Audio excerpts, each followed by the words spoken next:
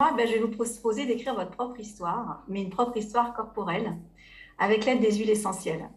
Donc, je pense que Aurore, tu connais ce petit mug, hein, ça c'est les sons avec lesquels je travaille, hein, c'est les sons principaux, la frappe du pied, du torse, je ne sais pas si ça se voit bien, la frappe des mains, et puis enfin le claquement au niveau des doigts.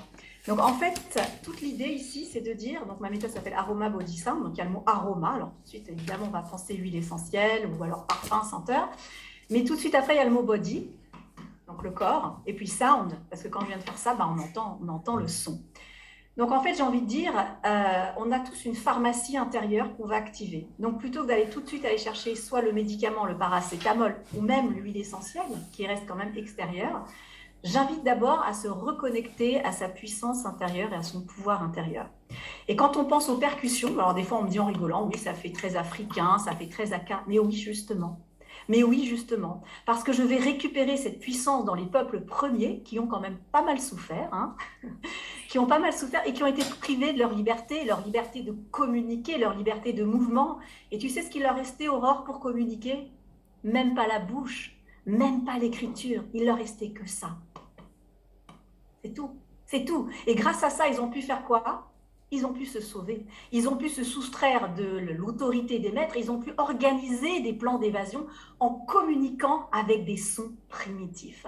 Donc moi, ce qui m'intéresse ici, c'est d'aller récupérer allez, on va dire, ground zero. T'as rien, t'as rien. T'as les mains liées, t'as la bouche liée, tout est lié. Il te reste quoi? Le mouvement de tes yeux, un peu le mouvement de ton corps. Donc, s'il te reste rien, comment tu fais pour te guérir? Oh, j'ai ma pharmacie, ah, j'ai mes huiles essentielles, ah, il n'y a plus, il n'y a plus. Je veux voir ce que tu es capable de faire quand tu n'as rien. Il ne te reste plus que ta main. Et je veux voir ce que tu es capable de faire. Donc, si tu veux, souvent on nous dit, là on parle beaucoup de, tu vois, l'écologie, il y a un manque énergétique, on va souffrir de manque de nourriture, mais peut-être qu'un jour on souffrira d'un manque de médicaments. Peut-être que les huiles essentielles, il n'y en aura plus. Tu fais quoi? La lavande va être interdite. Ah, le Ravinsara va être interdit. Tout va être interdit, peut-être. Tu fais quoi? Eh ben, je vais t'apprendre à faire avec le minimum. Et là, c'est une méthode, j'allais dire, écologique, puisque les huiles essentielles, c'est un support. On va en mettre dans les mains une trace, on va respirer. Mais moi, ce qui m'intéresse, c'est d'aller toucher ton point zéro, tu sais, ce qu'on appelle the great reset. Voilà, tu repars du ground zero et tu vas recommencer à te reconstruire. Alors, on va me dire, ouais, c'est sympa ce que tu dis, c'est joli. Sauf que c'est corroboré par les sciences, et notamment la neurologie. Quand on va un petit peu dans les neurosciences, on se rend compte que quand tu vas toucher à tous tes sens, VACOM, visuel, auditif, kinesthésique, olfactif, gustatif, tout ça, tu connectes les aires cérébrales et là, il se passe quoi? The Great Reset.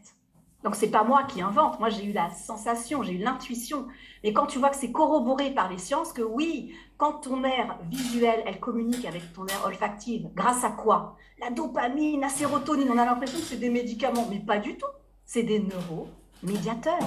C'est comme des petits fils qui vont créer de l'électricité, ce qui fait que tout va s'illuminer là-haut. Quand on parle de sérotonine et qu'on parle de tous ces neuromédiateurs, on a l'impression que c'est comme un médicament. Non, non, c'est juste un outil pour te relier et te connecter à tes sens. Parce qu'il faut savoir que les enfants, ils sont un peu comme ça interconnectés. Simplement, quand on grandit, là c'est les maths, là c'est le français, là c'est l'ouïe et là c'est les yeux. Ah ouais, t'es complètement déconnecté. Donc nous, notre gros travail, c'est de retrouver cette unité. C'est de retrouver cette unité, mais rappelle-toi que notre unité, quand moi j'étais dans le ventre de ma mère, nous tous, on était grands comme ça. Et tu sais ce qui se passait à ce moment-là? Toutes nos aires cérébrales, elles étaient réunies. Une seule cellule, qui ensuite, c'est quoi? C'est différencier. Donc en réalité, j'ai jamais été déconnectée. Mais pourquoi j'arrive pas à me reconnecter? C'est ça qui est compliqué. On le sait, ça. Je vais parler de neurosciences, etc. Pourquoi on n'y arrive pas? On a un grand voile. Et ce grand voile, quelqu'un tout à l'heure parlait de cette nourriture mentale. Je crois que c'est France Gauthier. Elle parlait d'abord de cette nourriture mentale. Il faut savoir que pour aller repuiser dans notre force intérieure qu'on nous a prise, qu'on nous a confisquée, hein, allez prendre le médicament, allez prendre le vaccin, allez prendre ça, c'est ça qui va vous guérir. Toi, ta force intérieure, il n'y a pas. Et les femmes, parlons des femmes un petit peu. Ton lait, il n'est pas bon, ton lait, pour ton enfant. Pourquoi? Il faut que tu ailles acheter Galia. Ça, c'est du bon lait. Mais nous, on a du lait ici. C'est illimité et c'est tout le temps disponible. La nature, elle fait bien les choses. Quand il y a quelque chose de très, très, très important, elle le laissera à personne d'autre. Or, on a vu que toutes ces notions de taper sur son corps et utiliser cette pharmacie intérieure, ça marchait sur la douleur, sur la tristesse, sur les dépressions. C'est-à-dire que ça, c'est tellement important, la douleur mentale ou physique, que ton corps, il a dit ça, je le laisse à personne. Ça, c'est toi qui as les clés. Je ne parle pas ici du cancer, etc. Mais je suis en train de toucher un petit peu à cette notion d'effet placebo. Oui, il y a des rituels à mettre en place, de percussion, de respirer une huile. Et il y a toute cette activité qui fait que moi, je sens que ce pouvoir intérieur, je l'ai matérialisé dans une sensorialité. Parce qu'il ne suffit pas simplement de dire, crois en ton pouvoir intérieur, crois en ta guérison propre. Non, non, non. Il faut le matérialiser dans une sensorialité. Et tout ce qui concerne la douleur physique ou émotionnelle, eh bien ça, c'est des clés, elles nous appartiennent. Mais alors, comment y avoir accès? Comment lever les blocages? Et pourquoi certains y ont accès et d'autres non? Il y en a, ils sont très bons en hypnose, ça marche pour eux, le placebo, ils guérissent. Et nous alors? Pourquoi ça ne marche pas sur nous? Il y a quelques freins à lever. Il y a 3 freins principaux dont je parlerai dans les formations. Tu vois, Aurore, je n'oublie pas le sujet. Dont je parlerai dans les formations. Quels sont ces freins? Qu'est-ce qui fait que certains y arrivent et d'autres pas? C'est ça qu'on va lever. Alors, j'ai déjà donné un petit peu des réponses en parlant de la sensorialité. Mais pourquoi est-ce qu'on vous apprend à respirer d'une certaine façon, à toucher votre corps d'une certaine façon? On dit, c'est pour se connecter à ses sens. Non, pas seulement.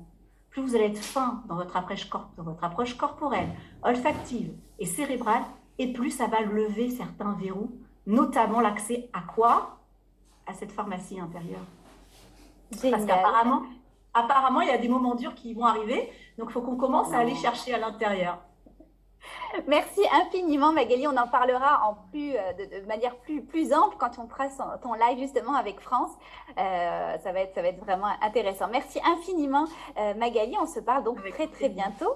Il nous reste 4 formations.